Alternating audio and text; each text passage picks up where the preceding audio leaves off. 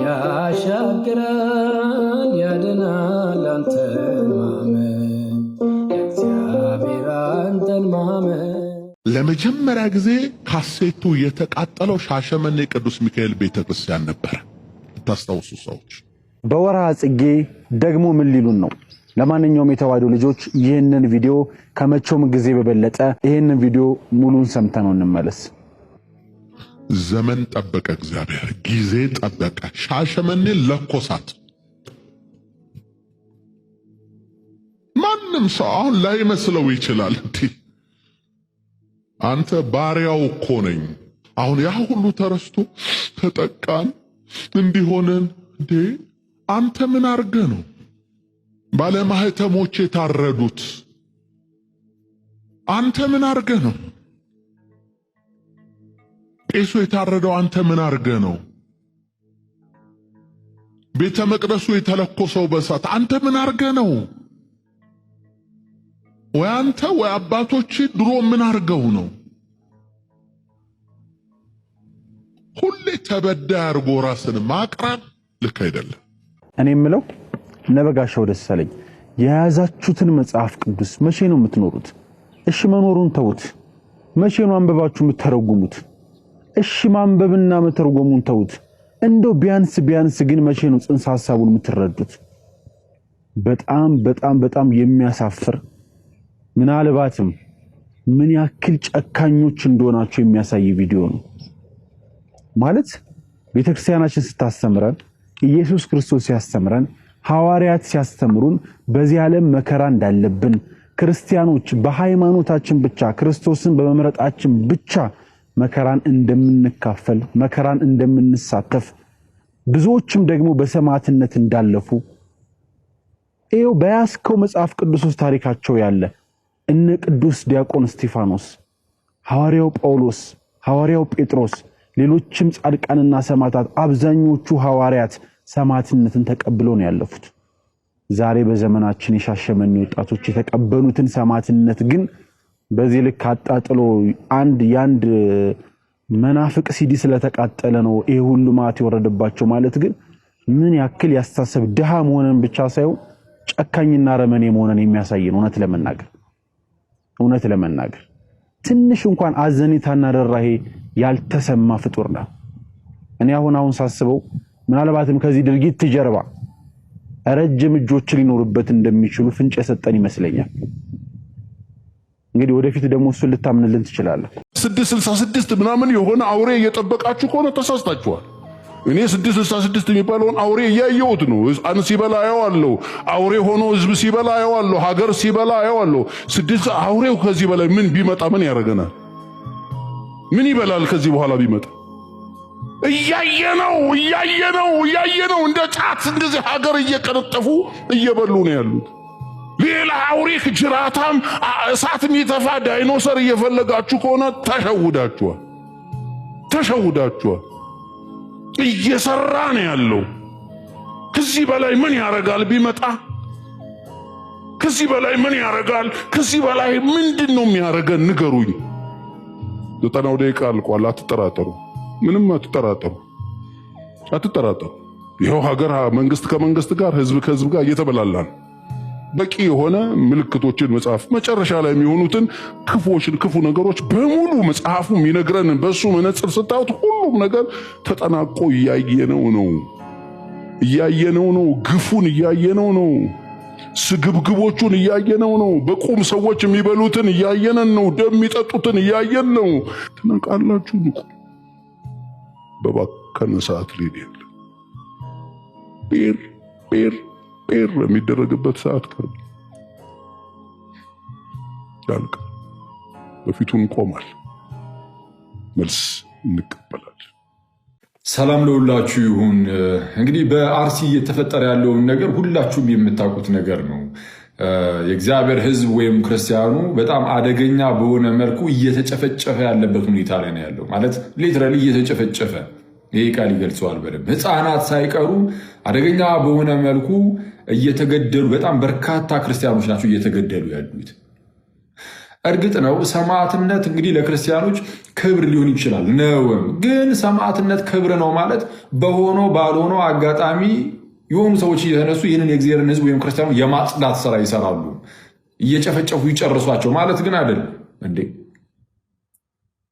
ቤተክርስቲያን እዚህ ምድር ላይ ስትኖር እኮ ለአንድ ታላቅ የሆነ ዓላማ አጀንዳ ነው። ይህም ሕዝቡን ሁሉ ወደ ክርስቶስ መንግስት ለመመለስ ነው። እንዲህ እንዲሆን ደግሞ በህይወት መኖርንም ደግሞ ይጠይቃል። እና ማንም እየተነሳ ዝም ብሎ የማጽዳት ስራ ብቻ እንዲሰራ ነው እሱን የሚፈቅድ አይደለም የሰማዕትነት ነገር።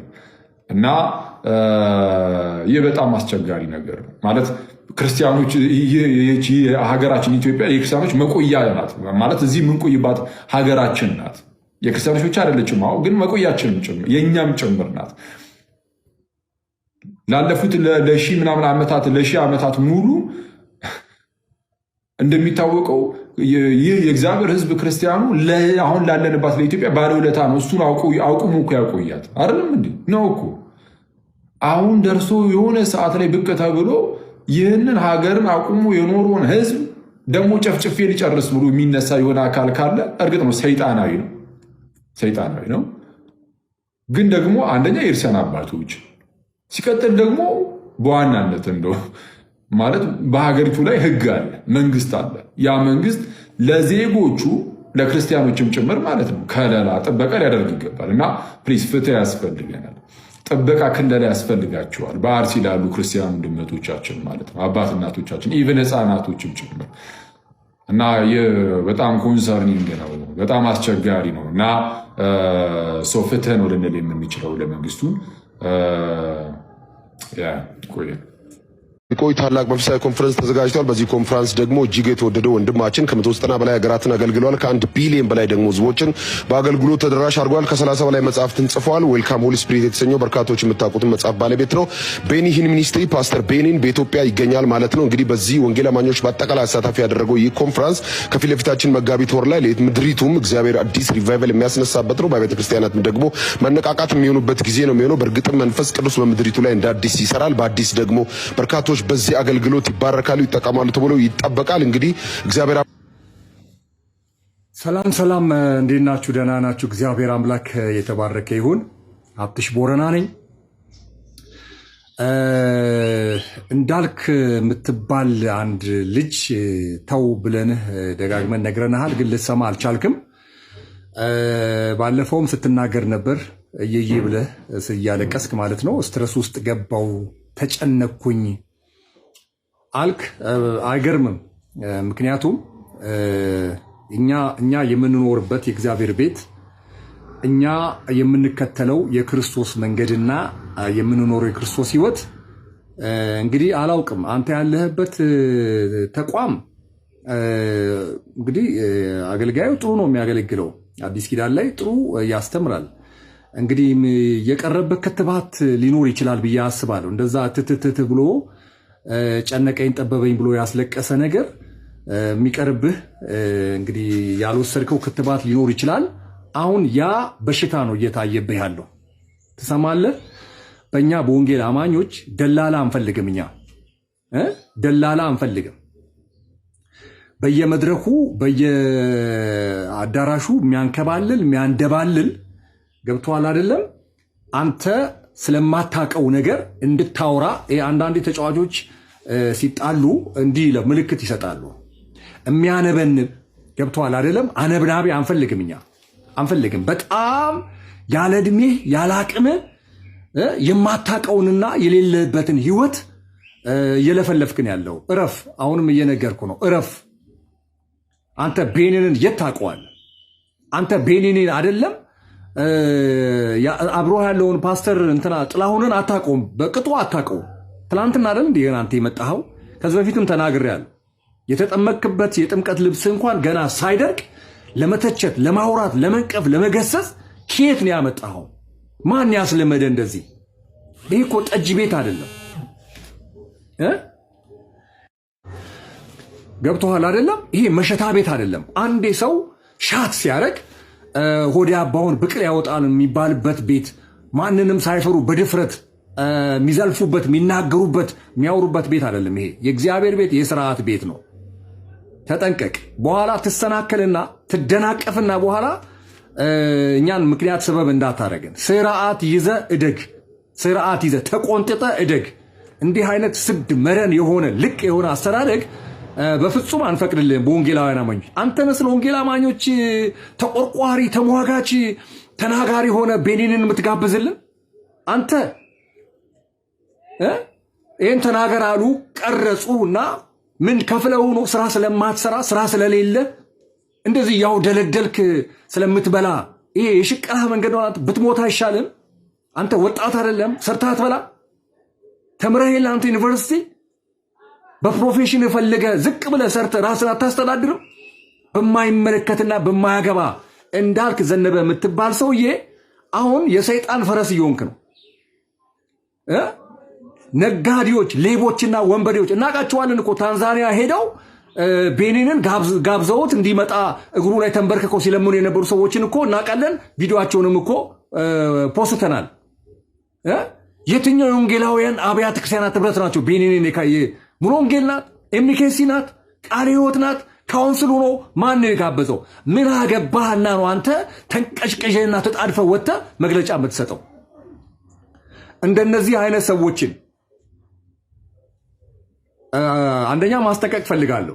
ሁለተኛ ነገ ወጥተህ ሌላ ጦስ ሌላ መዘዝ ይዘህ እንዳትመጣ በራስ ላይ። ምን አይነት ለመውደቅ የሚቸኩል ሰው ነው በእግዚአብሔር። ይህንን ቪዲዮ ኮፒ ሊንክ ዲዩት ሪፖስት አድርጉና እንዳልክ ላለበትም ተቋም አድርሱ። ምናልባት ተመሳሳይ ሊሆኑ ይችላሉ ከመሪዎቻቸው ጋር እዛ ካሉት ጋር ዱቄት እንደምትሆኑ ማወቅ አለባችሁ። እኔ ፐርሰናሊ አሁን የሙሉ ወንጌል አገልጋይ ነኝ፣ አባል ነኝ፣ የሚዲያ ባለቤት ነኝ። በመንግስት በህግ የተረጋገጠ በካውንስሉ የታመነበት ሚዲያ አለኝ። ቤኒንን አልቀበልም። ቤኒንን የማልቀበልበት በርካታ ምክንያቶች አሉኝ። ከስነ መለኮትም ከፔንቴኮስታል ልምምድም አንጻር ማልቀበልበት ምክንያት አለኝ። በተለይ ከቅርብ ዓመታት ወደዚህ አንተ በየትኛው የስነ መለኮት ዕውቀት በየትኛው የእግዚአብሔር ቤት ገና 1 ዓመት ሳይሞላ አንተ ከአቅም በላይ ምላስን ታስረዝማለህ እንዴ? 40 ክንድ ምላስን አውጥተህ ታርከፈክፋለህ። እንዲህ አይነት የደላላን ስራ የለመድክበት ንገሩት።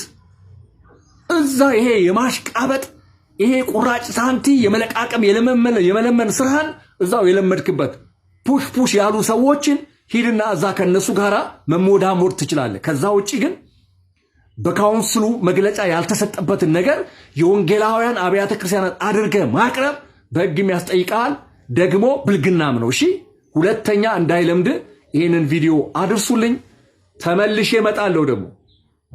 ተመልሼ እመጣለሁ። ካላረፍ ሌሎቻችሁም ካላረፋችሁ ነጋዴዎች፣ የወንበዴ ዋሻ ፈላጭ ቆራጮች እንመጣለን፣ በእናንተ ላይ እንመጣለን።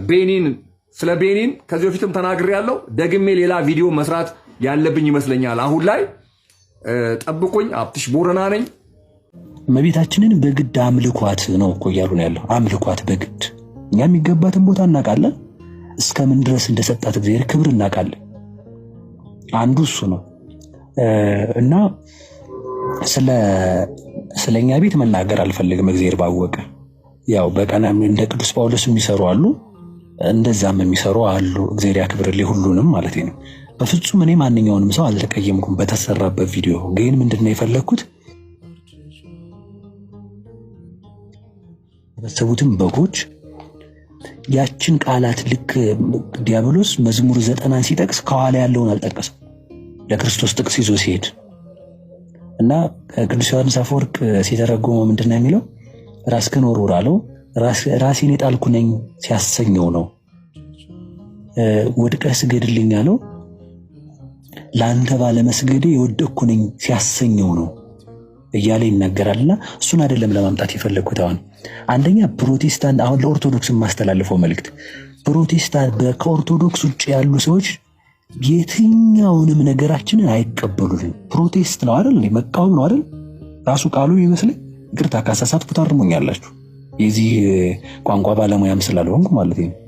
እና በመናፍቅ የተመዘነ ትምህርት ልክ አይደለም። አሁን ይኸውላችሁ ገድለ ዮሐንስ በመወገዙ ምክንያት ገድለ ዮሐንስ አልተወገዘም።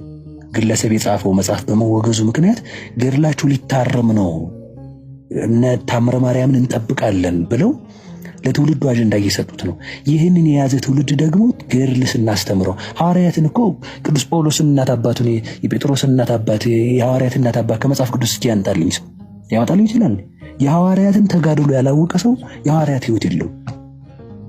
ስለዚህ ምንድነው ለማለት የፈለግኩት እባብ ያየ በልጥ ሸሸ እንዳይሆን እኛ ቤተክርስቲያን ጠብቃ የሰጠችንን እናስቀጥላለን።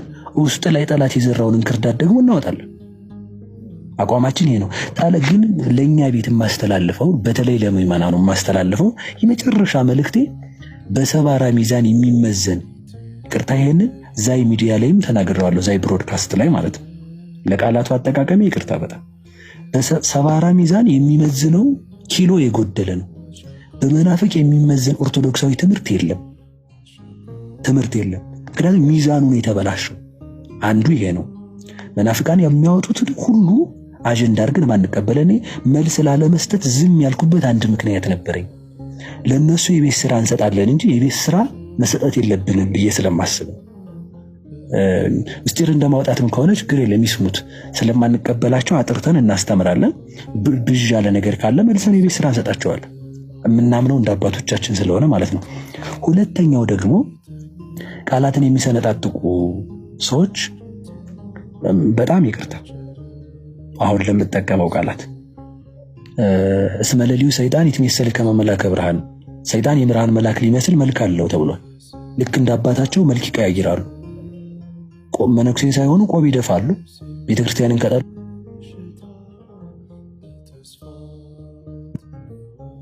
ቆብ ደፍተው እኛም መስለው ይመጣሉ። አንድ ከነዚህ መጠበቅ አለበት። ማህተብ አስረው በሶሻል ሚዲያ ላይ በመቀመጥ የአባቶችን ትምህርት በመሰንጠቅና ለአባቶች ስም በመስጠት እንዲሁም ተጽዕኖ ሊፈጥሩ ይችላሉ ወይንም በእምነታቸው ጠንካራ ናቸው የሚባሉ ምዕመናንን በማዋረድ ዶክተር እየሰሩ ሰዎች አሉ። ከነዚህ ሰዎች መጠንቀቅ አለብን። አዝማሚያው ወዴት እንደሆነ መለየት እና እዚህ ጋር ሶስተኛ እንደ መጨረሻ ሐሳቡን የማደርገው ምዕመናኑ እንደዚህ አይነት አንድ ተራ ሰው ነኝ እኔ በፍጹም እውነቱን የምናገረው ማንወድቅ ሰው አይደለሁም። እንዳልወድቅ እግዚአብሔርን የምለምን ሰው ነኝ እንጂ ወይንም ደግሞ ከወደቅኩ የምነሳ ሰው ነኝ እንጂ ማለት ነው። ግሩም እንደዚህ ብሏል ተብሎ የግል ሐሳብ ከሆነ ልክ እንዳሉት መጽሐፍ ነው። ግሩም ሐሳቡን ያነሳው ከመጽሐፍ ነው ወይስ ከልቡ ነው ፈጥሮ ያመጣው? ለዚህ እኮ ሃይማኖት አበው ምንድነው ያለን? ሊቁ ሲናገር እመወዝ አምጻ አምስባተ ኪሩቤል ጉዘ ለይኩን፣ እኛ ካስተማርናችሁ ውጪ ያመጣ ሊቅ ቢኖር እንኳን የተረጎመ ሊቅ ቢኖር የተወገዘ ይሁን አለ። ቅዱስ ጳውሎስ ደግሞ ምን አለ? ቅዱስ ጳውሎስ ይቀድማል። እሺ ያው ላይታች ስለጠቀስኩት ነውና እኛ ከነገርናችሁ ውጪ መጥቶ የሰማይ መልአክ እንኳን ቢነግራችሁ እንዳትቀበሉ ነው። ስለዚህ ቤተክርስቲያን ያስተምሯላት ምዕመኑ አንድ ሰው ሰንጥቆ በነገረው ቁጥር የአንድ ሰው ሐሳብ ተወጥቶ በተነገረው ቁጥር ቤተክርስቲያን እንዲህ ናት እገሌ እንዲህ ነው የሚል ባይኖርበት የሚል ሐሳብ እሰጣለሁ። እንደ መጨረሻ ላይ የጠየቁኝን ሐሳብ መልሻለሁ ይመስለኛል። በቲክቶክ ፕላትፎርም ብትመጡ ነው እንመጣለን። ግን እኔ ይሄንን ቤት የመረጥኩት ይሄንን የፍቅረ ሥላሴን ቤት የመረጥኩበት መጀመሪያ ላይ ቪዲዮ ተሰርቶ አየሁት። እኔ ዝምታን በመረጥኩበት እድግት ዛይ ብሮድካስት ላይ በኢንተርቪው መልኩ ሰፋ አድርጌ የቅዱሳን የማዳን ስራና የእግዚአብሔር ምሕረት የማድረግ ጉዳይ በመጽሐፍ ቅዱስ ላይ ፈልጌ ነበረ ያወሩ የነበር እሳቸው ማለት ነውና ከዛ የተነሳ ግን ለማለት የፈለኩት ቢያንስ ሰው ተረጋግቶ መልስ እስከሚሰጠው መጠበቅ ካልቻለ ደግሞ ምንጩን አይቶ መልስ መስጠት ነው የሚጠበቅበት እንጂ ያልተባለውን እንግዲህ እውነት ይሄልን ማለት ነው። እንኳን እኔ ማዊ ድንቅ የሚላሉና ማዊ ድንቅ የራሱ እንደዛ አትሉ ማዊ ድንቅ ማለት ነው።